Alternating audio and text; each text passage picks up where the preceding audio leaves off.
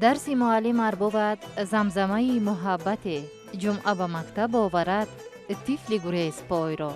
چنین میگوید شاعر در مورد آموزگار اصیل و صادق و جانفدا. در واقع آموزگار اصیل نفری است که به هر راه و واسطه برای بلند برداشتن معرفت شاگردان کوشش نموده درس‌هایش را پرمضمون و شوق‌آور می‌گذراند. آموزگار اصیل همان است که خود می‌سوزد و به دیگران بهره و روشنایی می‌رساند. برنامه نوبتی انوار خیرات این نوبت پیرامون فعالیت کسبی و شخصی آموزگار فن زبان و ادبیات تاجیکی گیمنازیای خصوصی کفالت شهر دوشنبه محبت میرزایوا قصه می‌کند. شاعران با شاه اثرهای جاویدانه، حافظان با سروده های خویش زبان را نگه دارند، اهل قلم، زبان شناسان و آموزگاران زبان مادری با تعلیم و تربیه و پهن کردن تجربه های بزرگان بهر نگاهداشت اصالت زبان مادری سهم نظررس می‌گذارند.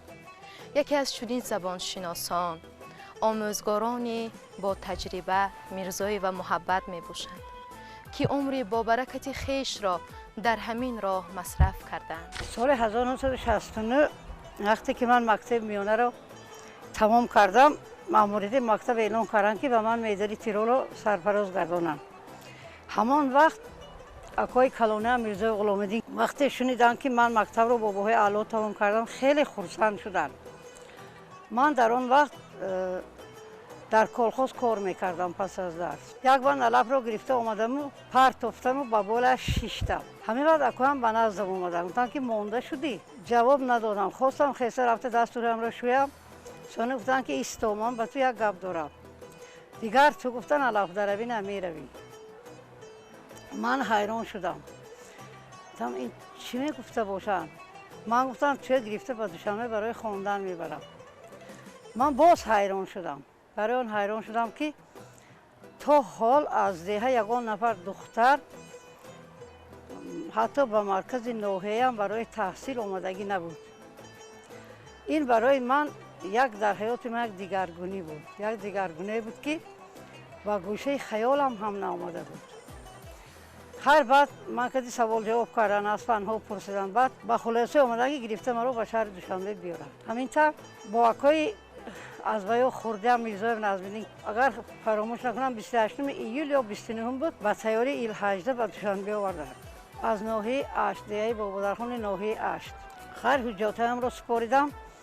دانشجوی شدم لیکن هنگام دانشجویی زبان روسی را که نمیدانستم با دشواری ها میخوردم. دشواری ها میکشیدم. من اون کس را همچون آموزگاری به کمال رسیده اعتراف میکنم، چون که توانستند که در طول فعالیت زیاده از 50 سالهشان که در مؤسسه های گوناگون فعالیت کردند هم مهر کسب و هم مهر شاگرد را به هم توأم کنند. آبرویی که تا امروز مادرم به دست در آورده‌اند همه از پس مهنت حلال آن کس است، از پس خاکساری و فروتنی آن کس است. و چیزی از همه مهمه که مادر به ما آموختند گفتار نیک، پندار نیک و رفتار نیک است. چون که فرزند خوب باغ پدر است، اما فرزند بد داغ پدر. انا همین ضرب المثل رو هیچگاه ما فراموش نمیکنیم. اگر خطا نکنم سالهای 85 86 بود اول المپیاده ها از فن زبان روسی میشد. از فنهای زبان ادبیات و تاریخ اینا نبود المپیاده. بعدتر اگر خلط نکنم همین سالهای تخمینا 85 86 87 سالهای المپیاده از فن زبان ادبیات هم برگزار شد.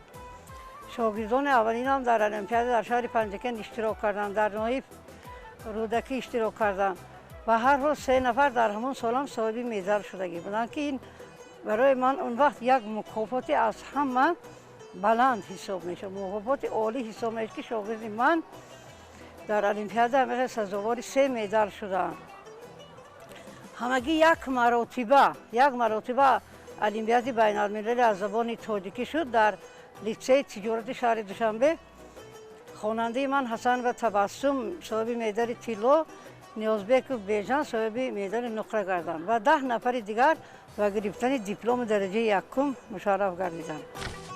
محبت میرزایوا یکم می سال 1953 در دهه بابادرخان سویتی قشلاق ناحیه اشتی ولایت سوخت چشم به عالمی هستی گشوده است. پدرش عبداللیف میرزامد شخصی باسواد، دهقان اصیل و مدرس محله و مادرش زیبونیسا پزنده و دوزنده ماهر دهه محسوب می‌یافت. محبت نیز در زیر تاثیر والدانش قریب تمام کسب و هنرها را از خود نموده است و آنها را استاد اولین خود می‌شمارد.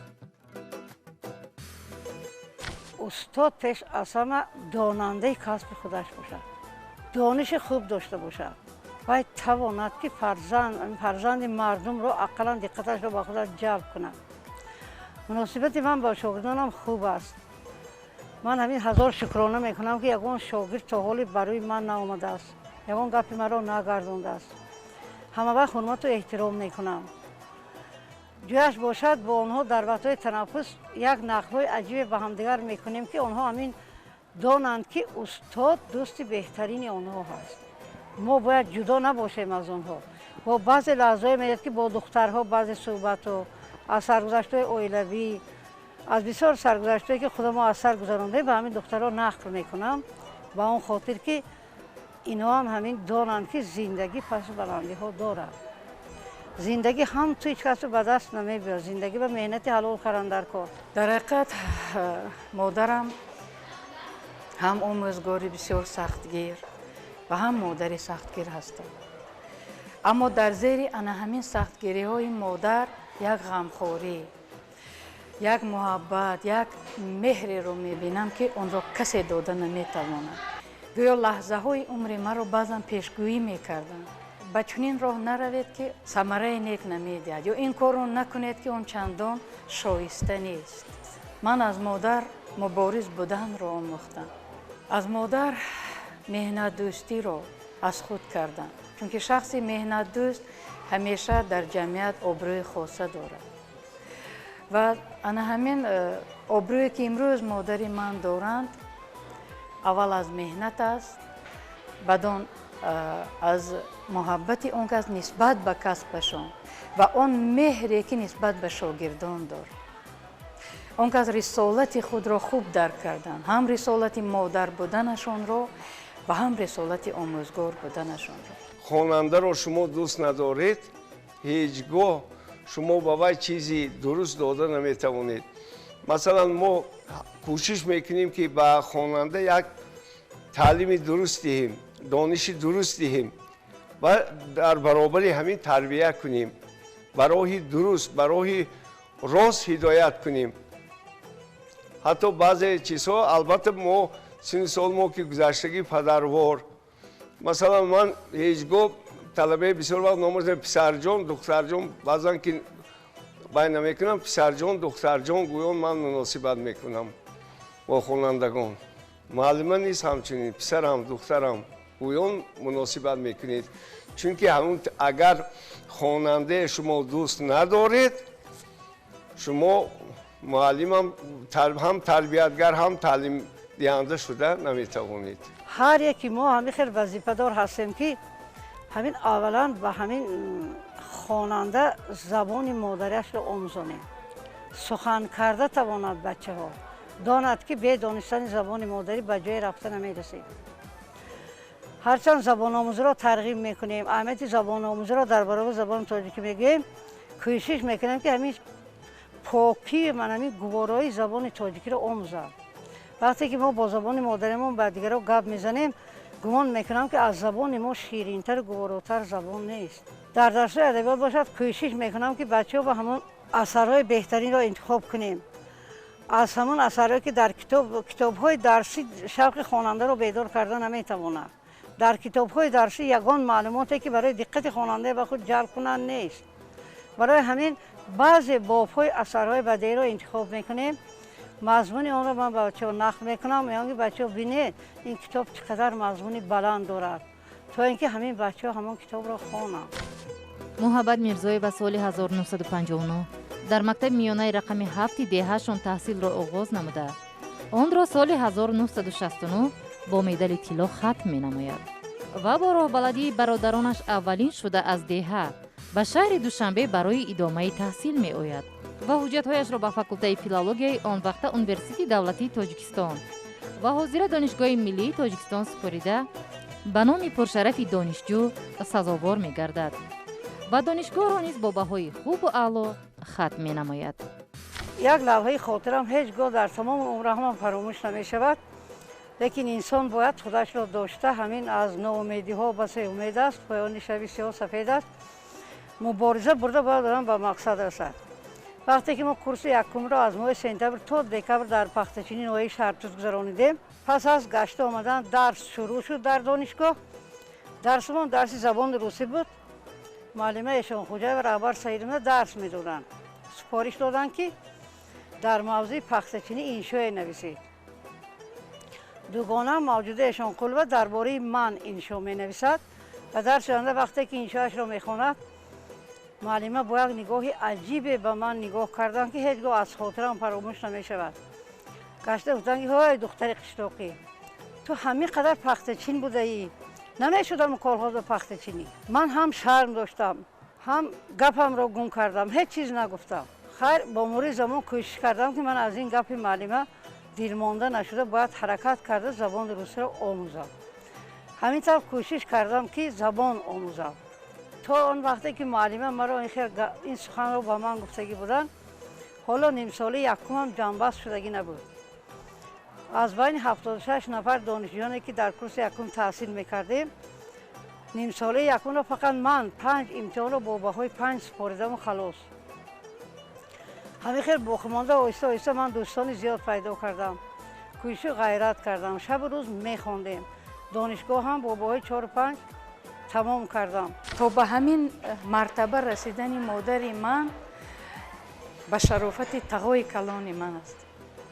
тағоям ғуломиддин мирзоев вақте ки аз шаҳр ба деҳа мераванд ва мешунаванд ки модарам бо дипломи аъло бо медали тилло мактабро хатм кардаанд, аммо дар шароити деҳа хондани духтарон мумкин набуд, айб ҳисобида мебуд, айб ҳисобида мешуд. бинобар ин аз падар хоҳиш мекунанд ки иҷозат диҳед ки ман ҳамин хоҳаракамро ба хондан барам.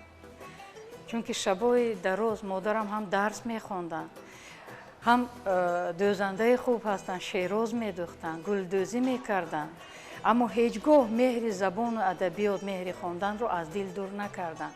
ҳарчанд мумкин ҳамин хел пешбинӣ мекарданд ки он кас шояд оянда дар ҷое таҳсил накунанд, аммо ба шарофати ҳамин заҳматҳои тағои азизам ва дуои неки бобоям ки яке аз мударрисони босаводи мадраса буданд, он кас ба пойтахт меоянд ва ба факултети филологияи тоҷики донишгоҳи давлатии тоҷикистон ба номи Владимир Ильич Ленин ҳуҷҷат месупоранд, хушбахтонро бо муваффақият хатм мекунанд ва баъд аз он дар чандин муассисаҳои пойтахт ба вазифаи муаллими фанни забон ва адабиёти тоҷик шуда кор мекунанд.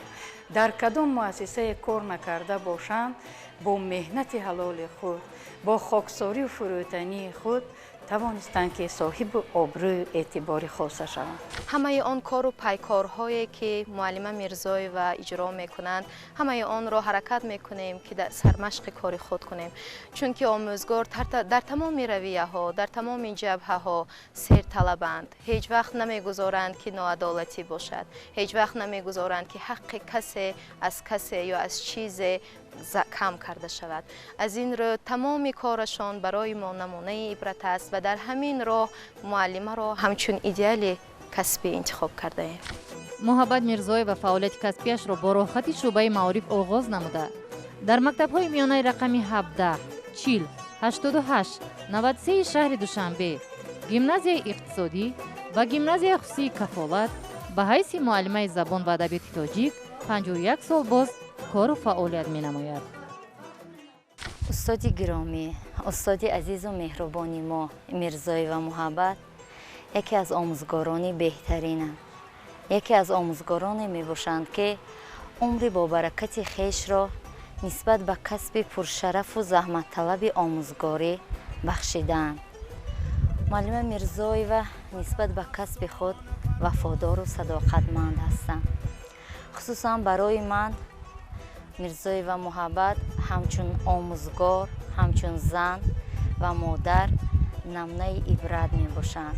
вақте ки ба қариби ман синфи даҳуми бе якта иншо гирифтам дар мавзӯи киро инсони комил меҳисобед ва хонандаҳо иншоро навишта омадан, ҳамин хеле ман хурсанд шудам ки бачаҳо фарқ мекунанд ки ки онҳо инсони комил гӯянд. яке ҳамсояро мисол мебарад, яке падарро мисол мебарад, яке устодашро мисол мебарад. ҳамин иншоҳо рангоранг буданд ки вақте ки аз шогирдонатон ҳамин хел навиштаҷотҳои бисёр таъсирнока мебинед, мешунавед, гумон мекунед ки беҳтарин шогирдон шогирдони шумоед. омӯзгор муҳаббат мирзоева 6 нафар фарзандро тарбия ва соҳиби маълумоти олӣ гардонидааст. бо шавҳараш мадиброҳим мирзоев ҳампеша ҳастанд. аз фарзандон якеаш олимаҳои шинохтаи ҷумҳурӣ, доктори илмҳои филологӣ, профессор моҳира мирзоева мебошад, ки бо роҳнамоии волидони бузургаш ба ҷодаи илм қадам гузошт. дигар фарзандон диловар, баҳодур, бахтиёр, умеда ва нигина дар риштаҳои иқтисодию ҳуқуқшиносӣ кору фаъолият менамоянд. 51 сол боз мо бо оилам зиндагӣ мекунем, зиндагӣ ва кор мекунем. дар давоми зиндагӣ мо ҳамдигарро хеле дастгирӣ кардем. агар ҳамин дастгирии якдигар намебуд, мо то ба ин дараҷа омода намерасидем. соҳиби 6 фарзанд ҳастем. як хусусияти маълума аз он иборат аст ки вақте ки вай ягон супориш мегирад, албатта ҳатман ба хона омада вай на чой менӯшад, на дигар коркати машғул нашуда, рост ба назди ҳамун компютераш меравад, дар ҳамун ҷо ҳамун масъалаи аввал ҳал мекунад. баъди он ба дигар корҳо машғул мешавад. ҳам дар оила, ҳам дар кор вай меҳнатдӯст аст. меҳнатдӯстӣ ҳамин буд ки бачаҳо нағз тарбия ёфтанд, тарбияи дуруст гирифтанд. мо вақте ки ҳамон зиндагӣ сар кардем, ману ту набуд. кадомо мо вақти холӣ дошта бошем, аз кор барвақттар меомадем, аввал ба пухтани хӯрок машғул мешудем то омадани дигарамо. ҳамин зану шавҳар агар аз як гиребон як гап зананд, бачаҳоам ҳамбо одат мекунанд. акнун ман аз зиндагӣ розиам. куҷое равам, муаллима гуфтам мана ҳама ҷо болонишин мекунанд. дар ҳақиқат ман як фарзанди хушбахт будам ки чунин модар дорам. модари ман аз рӯзе ки ман ақли худро шинохтам, моро тарбия карданд. ҳамеша моро ба меҳнатдӯстӣ ташвиқ мекарданд. кӯшиш мекарданд ки мо дар ҷамъият шахсияти комил бошем. албатта дар бораи фаъолияти омӯзгории модар ман метавонам бисёр ҳарф занам, чунки барои ҳар як дарсе ки модарам мегузаштам, то нимаҳои шаб нишаста асбоби аёнӣ тайёр мекардам. мо ҳамдигарро доимо мефаҳмем. ягон каму костие ки бошад бо ҳам мебинем. ҳеҷ гоҳ мо ношукрӣ нисбати ҳаёт намекунем. масалан, чизпараст не, молпараст нест. вай фалон чизро ман бигирифта тиед, ё фалон чизро ман мехоҳам гирам. ҳамин хислатҳо дар маълума нест. ҳамин дар оила чизе ки бошад, ҳамонро тайёр карда бо ҳам мебинем. ҳеҷ гоҳ якдигарро барои ягон масъала таънаю дигару вай намекунем. дарав бо маслиҳат якҷоя кор мекунем. бо ҳамин сабабҳо буд ки мо имконият пайдо кардем ки бачаҳоро калон кунем, хононем. ҳама диққати мо барои тарбияи ҳамин фарзанд равона карда шудааст. инчунин тарбияи тамоми ҳамон хонандагоне ки мо дарс метиҳем, дарс мегӯем, таълим медиҳем, ҳамчун фарзанди худ мо ҳисоб мекунем. модарам 6 нафар фарзандро тарбия карданд. кӯшиш карданд ки дар ҳар кадоми мо, дар ниҳоди мо беҳтарин фазилатҳои инсониро ҷо кунанд. ҳурмату эҳтиром нисбат ба аҳли оила, нисбат ба додару хоҳар, масъулият, хусусан ман ки фарзанди калонӣ будам, ана ҳамин масъулиятро нисбат ба додару хоҳаронам дар ман ташаккул доданд. чунки модарам рӯзи дароз кор мекарданд. бар замми он омада дар хона бо тамоми кору бори хона машғул буданд. албатта барои модарам душвор буд. من که فرزند کلونی بودم کوشش میکردم که یک اندازه باشد هم دست مادرم را سبک کنم. البته شاید من به تب دل مادرم نمیکردم، اما اون کس هیچگاه مرا سرزنش نمیکردن. برعکس طرز درستی انا همین فرض کردیم پختن خور یا طرز درست معین کردن وقت رو، تقسیم کردن وقت رو به ما می آموختن. یعنی ما همین خیلی کلان شدیم که کوشش میکردیم که هم کاری خانه سامان یابد و هم ما در دانشگاه و یا در مکتب سرخم نشویم و با بهای اعلا خوانیم. درست است که میگویند سرچشمه همه خوشی ها، آبادی محفل ها، بزرگ گردیدن شاگردان برکمال محض از آموزگاری اصیل وابستگی دارد. همه ساله شاگردان این آموزگاری صاحب خرد و ثابت قدم در المپیادهای ناحیوی، شهری و جمهوریوی اشتراک نموده صاحب مدال های طلا، نقره و برنجی میگردند. اینچنین با مهارت خوب این شناویسی در آزمون ها اشتراک نموده صاحب جای های افتخاری، مکافات و افتخارنامه های زیادی را سزاوار می شوند. خود همین سال 6 شاگرد معلمه خوانندگان گیمنازیای خصوصی کفالت در المپیادهای فنی اشتراک نموده 6 مدال به دست آوردند. هر وقتی که کنفرانس علمی که می شود حرکت میکنیم که خوانندگان ما جای گیرند و نگیرند اشتراک کنند و اون خاطر اشتراک کنند که با همین واسطه آنها چقدر کار علمی کردن رو اقلا یاد میگیرند. برای میگم که بچه های عزیز جای گیرید و نگیرید یارگان موضوع معروضه می نویسید، اشتراک میکنید در بین خوانندگان دیگری شهر و جمهوری میبینید خودتان را که بچه قادر هستید. انا با همین شعار من همه وقت کوشش میکنم شاگردان موزگان معرکه خفا نمانم. خیلی که میگویند هر انسان در زندگی ایدئالی دارد و ایدئال من در زندگانی معلمه عزیز من میرزایوا محبت هستند و طول این 2 سالی که با هم در مؤسسه تعلیمی گیمنازیای خصوصی کفالت کار فعالیت نموده ایستاده‌ایم. بسیار چیزها را چی از زندگی و چی از تعلیم و تربیت از معلمه عزیز آموختم و آموخته ایستادم و هر سوال و مشکلی که پیش می آید در حال به نزد معلمه می دویم و همیشه معلمه کوشش میکنند که به سوالهای ما جواب گردانند. همه کار و فعالیت خود را یک طرف گذاشته اول کمک خود را به ما جوانان رسانند. من هیچگاه فرض کردیم ترجمه حال شاعر را در دست نمیگذارم و بچه ها تاکید میکنم که بچه های عزیز ترجمه حال ادیب در کتاب درسی شما هست. من میخوام که به شما از یادداشت‌های آنها یگان چیز خاطر ما نقل کنم. من به قریب در درس سنف 11 که نقیبخان طغرل گذاشتم، من از همون حیات نقیبخان طغرل که از پدر 300 سر گوسفند میموند با برادرش 2 تقسیم میکنند 150 سری و طغرل همون حق خودش رو 150 رو بگیرد با کمبغلا تقسیم میکند. من برای این کار میکنم که بچه ها کمتر هوس پیدا کنند که بغیر از مواد کتاب درسی از کتاب‌های دیگر خوانند و خصوص کتاب‌های یادداشتی همین شاعران بسیار شوق‌آور.